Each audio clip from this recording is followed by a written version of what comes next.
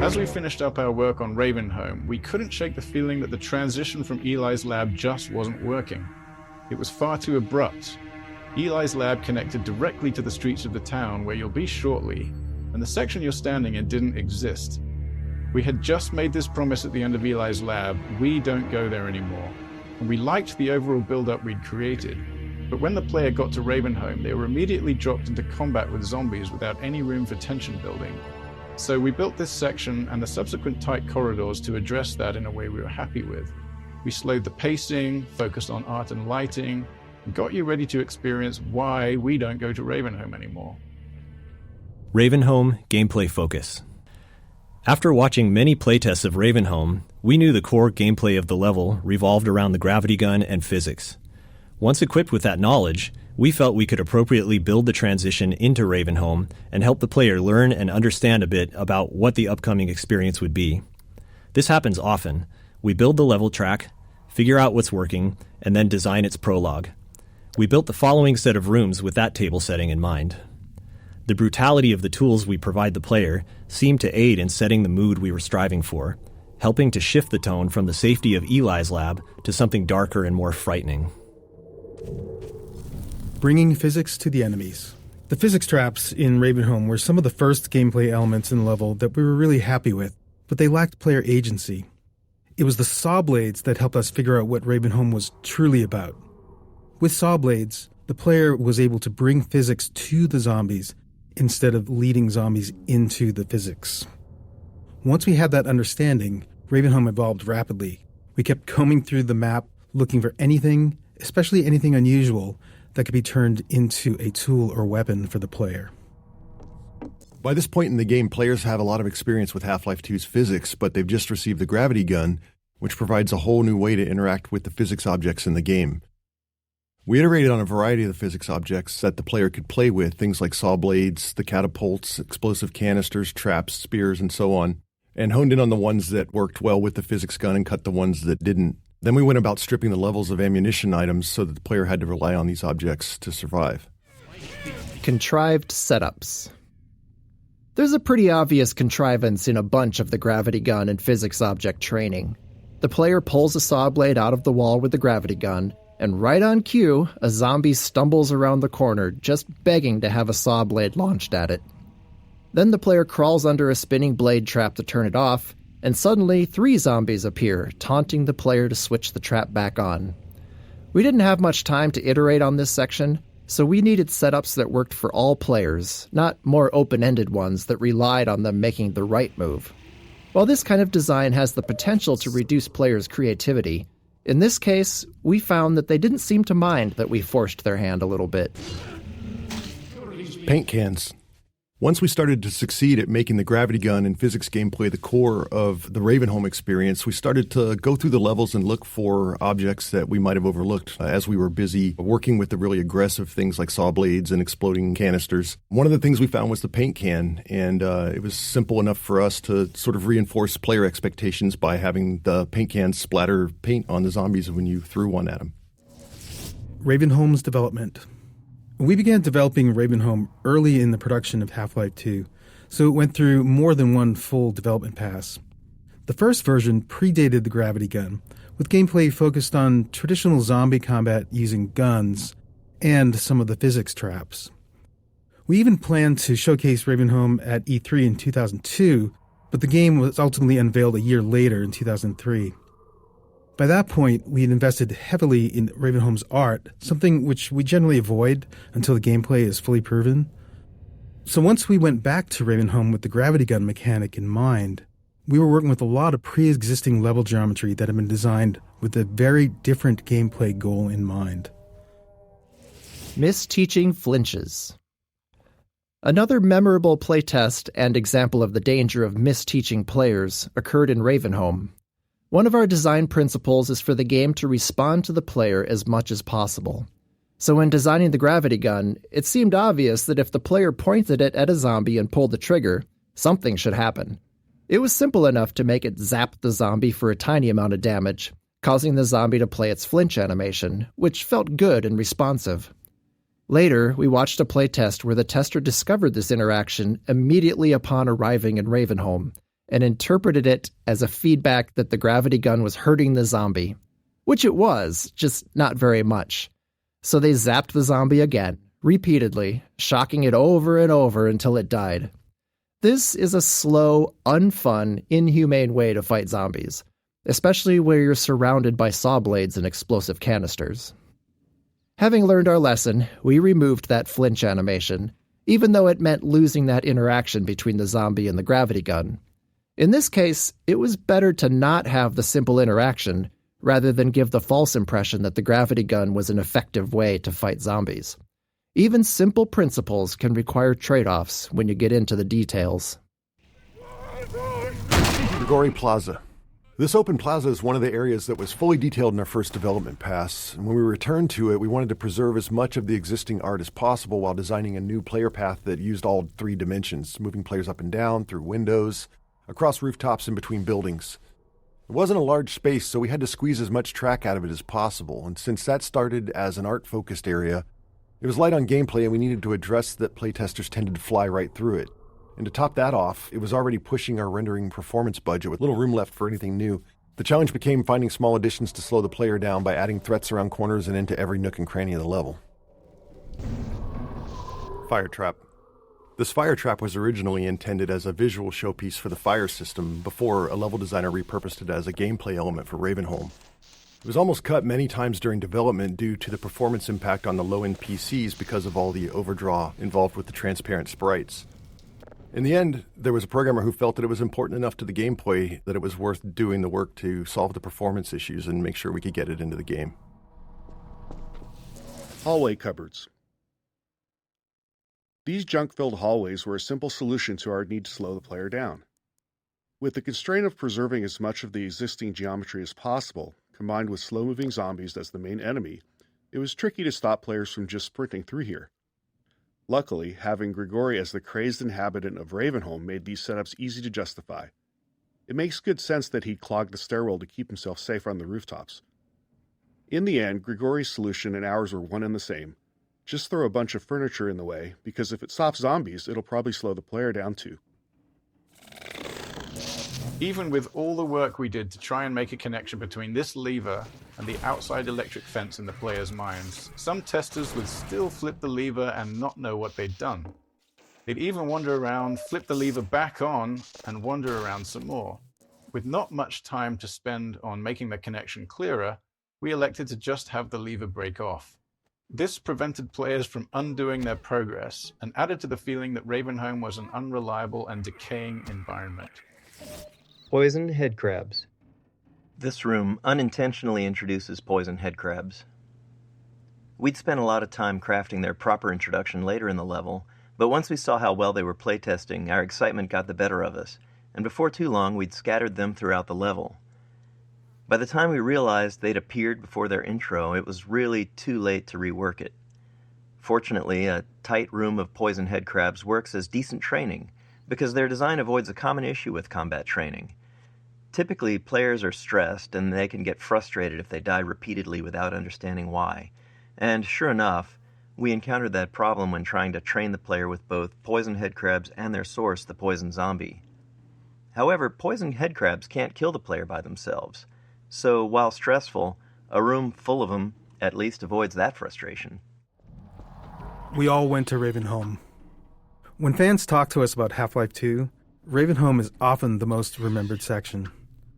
Thanks to its multiple development passes and the density of the material in it, more members of the team are represented in Ravenholm than anywhere else. It was where we figured out how to apply our artistic pipeline to the set pieces and mood we wanted, how physics and gameplay combined with the gravity gun, how headcrabs and zombies need to evolve for Half-Life 2, and much more. Looking back on it now, it reassures our belief in individual empowerment over centralized design. Ravenholm is dense, highly efficient in its gameplay and artistic execution, and the sum of many small contributions by individuals who understood how they could push it just a little further with their own unique capabilities. Car crushers. These car crushers required some adjustments and quite a bit of work to our physics damage system. There's always a challenge when big physics objects interact with non-player characters. For instance, if the physics can push the NPC, it might shove them somewhere they're not supposed to go, leaving them unable to recover. This isn't a big issue for something like a head crab, which can just hop out of a tricky situation, but for something like a zombie, it could mean they get stuck and end up helpless, flailing away in whatever gap they manage to wedge themselves into, which kind of kills the survival horror mood we're going for here. Tricky situation. Car crusher lifts. Getting the car crushers to lift the player was also tricky. See, the player's car crusher lifts. Getting the car crushers to lift the player was also tricky. See, the player is always being simulated by both the physics system and the game's movement system. Each time we update the player's state, we compare the results from both systems and decide which one is right, then sync them up and repeat. This allows the two systems to influence each other. Like when the player stands on a seesaw, the physics lets the board give way, or when they stand on the car crusher, it lifts them up. While more complex, this dual system approach was easier to tune than trying to handle both physics and player movement in a single system. By keeping them separate, we could fine-tune the player movement system to feel good on its own, only reconciling the two when physics was affecting the player. Pacing switch.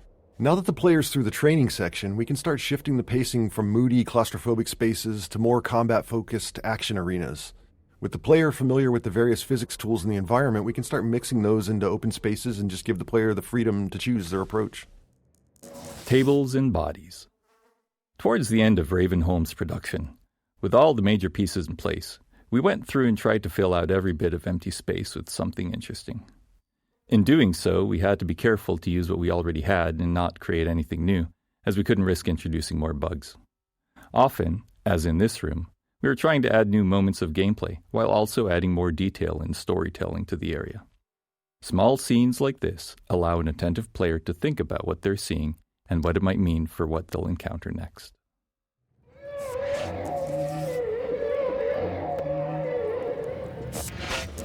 Fast Zombie Introduction.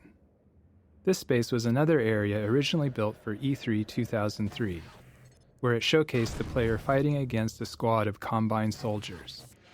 When we returned to use it to introduce the Fast Zombie, we tried to keep as much of the previous work as possible. We wanted an iconic moonlit shot with zombies leaping past the moon like werewolves to draw the player's eye. Once that beat is over, we introduce the first Fast Zombie to the player space and send it at them. It took a lot of iteration to find the right balance of lighting for the scene to look good, while ensuring it also worked for the gameplay goals. Physics object consistency. All physics objects have a variety of parameters that define their behavior: their mass, the amount of damage they take before breaking, what they break into, and so on. During development, these parameters were specified by level designers for each item, which is how most things in the game worked. But later in development, we realized we'd created a problem for ourselves. There were thousands of physics objects in the game, and no method to ensure consistency across them. As a result, a cardboard box might break apart with a single pistol shot in one level and be completely invulnerable in another. Internally, we generally referred to these inconsistencies as level designer crimes. To fix these, and to deliver some justice, we built a system that enforced consistency on all physics objects based on their visual model. Since most of the game had already been built, we were forced to allow level designers to explicitly opt out of this system for rare edge cases where they needed to do something criminal to preserve what they'd designed. Internally, we refer to these designers as recidivists, some of whom perpetuate their life of crime at Valve to this day. Poison Zombie Introduction. Constraining the player in a tight space while providing them with a view outward is a useful way to increase the chances that they'll notice something we want them to see. Here, we draw the player's attention with the sound of a whale before the poison zombie itself becomes visible. Originally, this encounter was also the first time players faced poison headcrabs, but as mentioned in an earlier node, we got far too enthusiastic in proliferating poison headcrabs around the level and ended up spoiling their joint introduction here. In the end, however, these first encounters worked better as separate instances anyway. Gamma correction. Our game engine has a rendering system that's responsible for taking the entire state of the game and calculating a color value for every pixel on your screen to represent that state. But code and software from other people are involved in the process of calculating those pixels as well. As an example, the software and hardware in your GPU and monitor. At one point during development, we were unhappy with how our characters looked. In particular, we thought that they looked waxy or sickly. Their skin was wrong. We spent some time tuning our lighting, but we just couldn't get both our characters and our world to look right. Luckily, we still had a fully featured software renderer, which allowed us to run the game without a GPU, because this was an era where many players still didn't have one. And looking at the game on that renderer, we noticed that our lighting didn't have the same problem. So we went through our code with a fine-tooth comb, trying to figure out where our rendering code was doing something wrong when it was working with a GPU. After failing to do so, we tried talking to the GPU manufacturers, asking them to double-check they weren't doing anything wrong with the pixel values we were passing them. That was the start of a long journey, and long story short, it was a journey of almost 2 years of back-and-forth communication with GPU manufacturers before we were able to convince them that they were doing gamma correction incorrectly in the low-level math on their cards. During this, we'd even had to build a system that validated the color values of an individual pixel throughout the entirety of our rendering pipeline. But eventually, at the end, we finally got new drivers back for them, and our characters immediately looked like they should, matching the software render. At this point in Ravenholm, the player has learned all the gameplay elements available to them and can predict their interactions. This allows us to build more complex setups, providing a greater level of threat and more freedom in how the player can approach each scenario. This arena is a deliberately entwined space that the player will need to explore, and we use that exploration time to slowly ramp up combat intensity. The faster the player explores, the faster we ramp it up. The freeform nature of this design made it challenging to tune, given the large dynamic range in how players played through it. Playtester archetypes. Iteration and regular playtest were the lifeblood of Half-Life 2's production. Every week, we'd quietly watch over the shoulder of a player going through the section we were working on, taking notes on what worked and what didn't. It was important for us to test with a wide range of skill levels to be sure that we weren't making decisions that only worked for some. Over time, we learned to choose specific types of playtesters based on the development stage we were at. Early on, we used experienced gamers, usually teammates, who could handle rough, unfinished areas and were good at explaining their thought process. For combat testing, we'd find players of all skill levels, especially those creative in their usage with the tools. Finally, as sections became more polished, we'd focus on beginners, people who didn't play games much or weren't familiar with first-person shooters. Even if they weren't necessarily someone who might buy the game, we often learned something valuable from watching them. Ah, there you are! At last! Final arena. When we finished the first pass over Ravenholm, this rooftop was intended to be the culminating fight. Like other spaces in Ravenholm, it had begun life as a space purely focused on being an interesting visual location. We felt it was important that, as the player left Ravenholm, they had a moment to look back over the town they had just survived and get a glimpse of where they were headed next. Multiple gameplay groups took a shot at building a fight here, but the tight geometry and performance constraints meant we never really created a finale we were happy with. Not unlike the Half-Life saga itself, it seemed as if Ravenholm was destined to not have a real ending. Response rules. We knew early on that we wanted a lot of dynamic dialogue in-game, so we needed a system to handle it effectively. We aimed for a system that allowed sound designers to add and tweak lines without involving programmers, made the dialogue tightly responsive to the game's state, and minimized repetition. With these requirements, we created the response rules system. Whenever a character speaks outside of a choreographed scene, this system determines which line to deliver. Rather than picking up lines directly, character AI is constantly flagging opportunities for speech whenever a relevant event happens. Spotting the player, getting hurt, firing a last round in a gun, encountering overwhelming enemies, and so on. The real final arena. Very late in the development of Half-Life 2, when we were reviewing the entire game for final improvement opportunities, we decided we did, in fact, want a real finale for Ravenholm. The rooftop fight wasn't enough. After some discussion, we chose to add this final fight through the graveyard with Grigori alongside the player. It was risky, development-wise, but we felt the game needed it. Since we were near the end of production, we had a mature set of gameplay tools to work with, but even more importantly, by this point, we understood our own game. Making a game is often a process of learning what it is you're actually creating. Why is our game fun? How is it different? What are the most important elements? As we built the game and watched playtesters go through it, we learned answers to those questions and, in turn, got better at making it. So the graveyard came together quickly and required far less iteration than many earlier areas of the game. Major fracture detected. The complex route the player takes to safely navigate this mineshaft gives them plenty of time to see what's waiting for them at the bottom. And surprise, it's headcrabs. Honestly, it's often headcrabs. But in this case, it's poison headcrabs, which are fun by themselves, but a real riot when you add fast headcrabs into the mix. These two guys make a great combination. Neither is particularly dangerous on its own, but together they're incredibly lethal. Once poisoned, a single hit from a fast headcrab is enough to kill the player. And this is what biologists call symbiosis. At least that's what we think. Sniper Alley.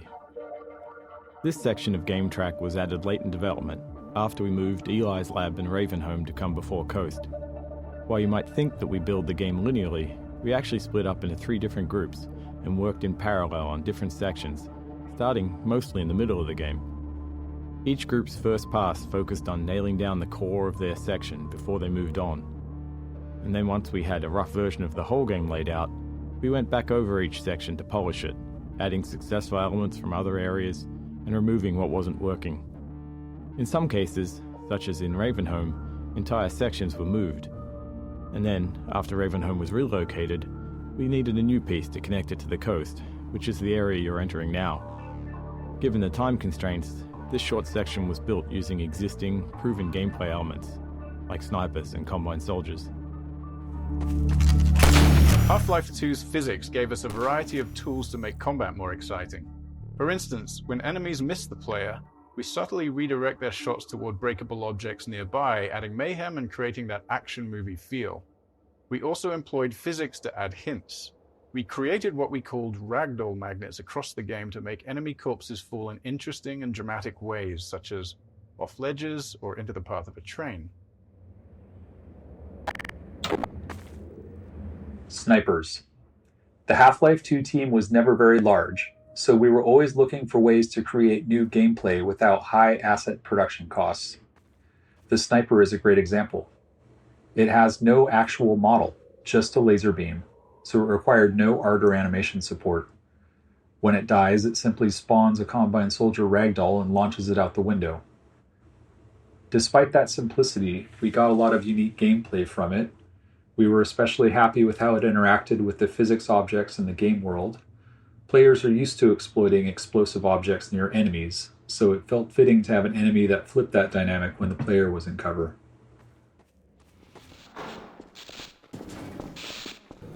Coast Kickoff. This interstitial scene came along late in development to connect Ravenholm to Coast. Noticing a trend? Quite a bit of the connective tissue in our games comes together late. In this case, that meant cutting corners wherever possible. We didn't even have time to animate Alex on the monitor. These kinds of scenes are always a challenge to make interesting, and we didn't succeed with this one. It's a good example of what happens when NPCs are treated like signposts without adding character to them or the scene. The result is a forgettable moment where the game's seams show. But that's the nature of development. You only have so much time, and you have to decide where to spend it. Kleiner's lab and Eli's lab were much more important, so that's where we focused our efforts. Easier to sneak in than to break out. You wanted to take the coast road? You won't last 5 minutes on foot. It's spawning.